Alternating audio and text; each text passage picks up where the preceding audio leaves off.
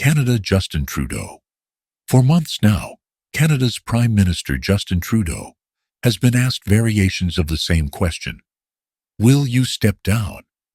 But though he vowed to stay on as Liberal Party leader, despite deepening frustrations amongst voters and a political rival surging in the polls, even the self-described fighter could not withstand the growing chorus of members of his own party calling for him to resign. This country deserves a real choice in the next election, and it has become clear to me that if I'm having to fight internal battles, I cannot be the best option.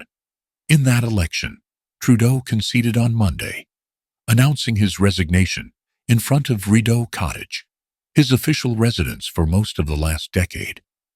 He will stay on as Prime Minister until a new Liberal Party leader is chosen, at a date yet to be set by the party. Trudeau asked for Parliament to be prorogued or suspended until 24th March to give time for the party to find a new leader. Who might replace Trudeau as Liberal Party leader? Trudeau swept to power nearly a decade ago, heralded as the fresh face of progressive politics. In 2015, swayed by his youthful charisma and a hopeful political message, voters catapulted the Liberals from a third-place party to holding a majority of seats in Parliament, unprecedented in Canadian political history. Now, he remains the only leader left standing among peers when he came into office, from Barack Obama to Angela Merkel, Shinzo Abe, and David Cameron, and at 53 years old, is currently the longest-serving leader in the G7. But in the years since his ascent to the global stage, and over 2 general elections, Trudeau and his brand have become a drag on the party's fortunes. Paul Wells, a Canadian political journalist and the author of Justin Trudeau on the Ropes, recently told the BBC he believes Trudeau will be remembered as a consequential Prime Minister, notably for providing genuine leadership on issues like Indigenous reconciliation and, to some extent, climate policy. But he is also one who felt increasingly out of touch with public opinion and was increasingly unable to adjust to changing times. On Monday, Trudeau was quick to tout what he was proud of accomplishing in office, including navigating the tumultuous COVID pandemic, renegotiating a free trade deal with the last Trump administration, and implementing a child benefit widely seen as helping alleviate poverty. But a series of ethics scandals early on began to take the sheen off the new government. He was found to have violated federal conflict of interest rules in the handling of a corruption inquiry, the SNC-Lavalin affair, and for luxury trips to the Bahamas. In 2020, he faced scrutiny for picking a charity with ties to his family to manage a major government program. In a general election in 2019, his party was reduced to a minority status, meaning the Liberals had to rely on the support of other parties to stay in power. A snap election in 2021 did not improve their fortunes. More recently, Trudeau faced headwinds from cost of living increases and inflation that have contributed to election upsets around the world. There was also frustration in the country over what was seen as struggles to deliver on big promises, an agenda that was overfilled, overstuffed, said Mr. Wells, and his handling of issues like immigration.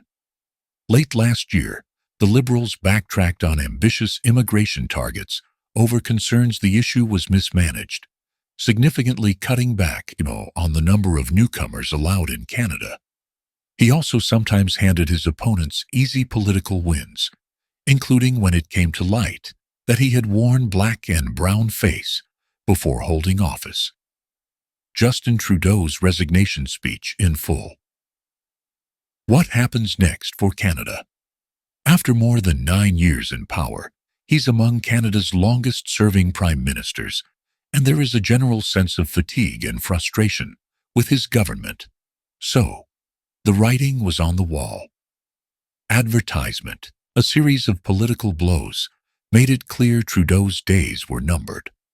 Over the summer, voters rejected Liberal candidates in a handful of special elections in safe Liberal seats, leading to the beginning of internal party unrest.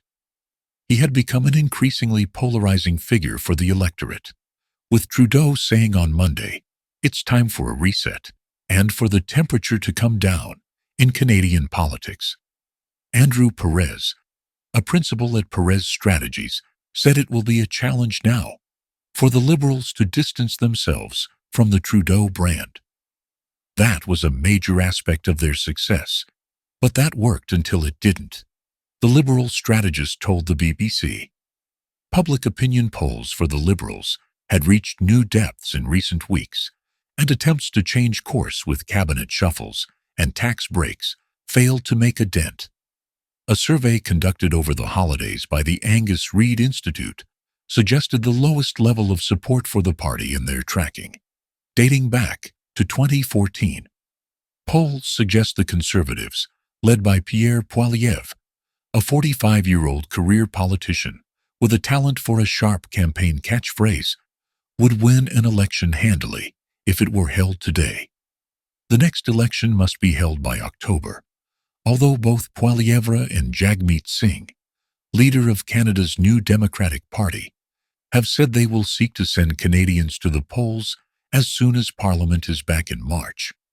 The political instability comes as the country faces a number of challenges, not least the vow by U.S. President-elect Donald Trump, who takes office on the 20th of January, to impose of 25% tariffs on Canadian goods.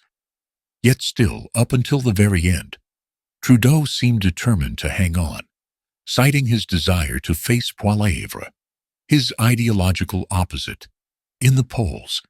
But the shock resignation of Trudeau's key deputy, former Finance Minister Chrystia Freeland, in mid-December, where she cited his perceived failure to not take Trump's threats seriously, proved to be the final straw.